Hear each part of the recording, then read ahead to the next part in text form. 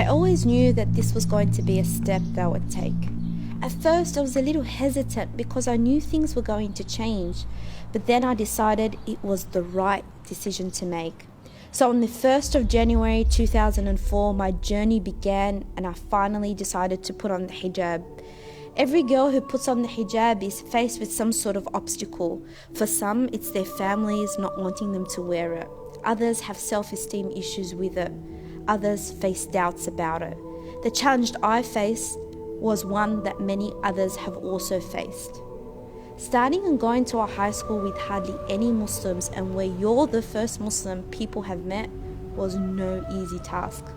As teenagers, fitting in is the most fundamental thing in high school. Having no friends in high school is something every teenager tries to avoid.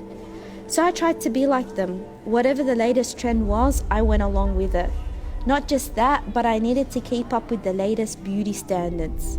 Looking in the mirror for me was an exercise to try and pinpoint all the things wrong with me and that I needed to change. My self-esteem became dependent on the makeup I wore. On top of this, there was no way I could hide the fact that I was not like the other kids at school.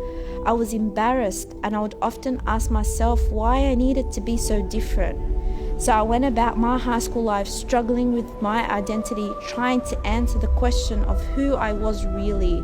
The truth is, I felt extremely lonely.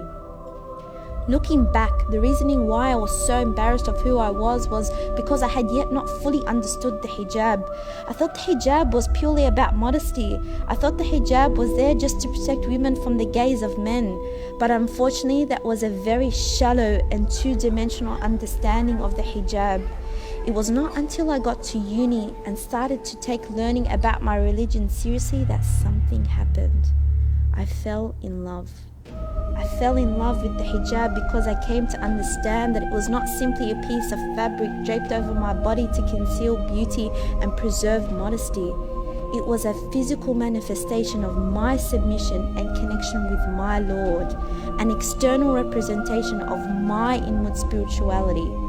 When I learnt the rationale for the hijab presented in the Quran, I was blown away.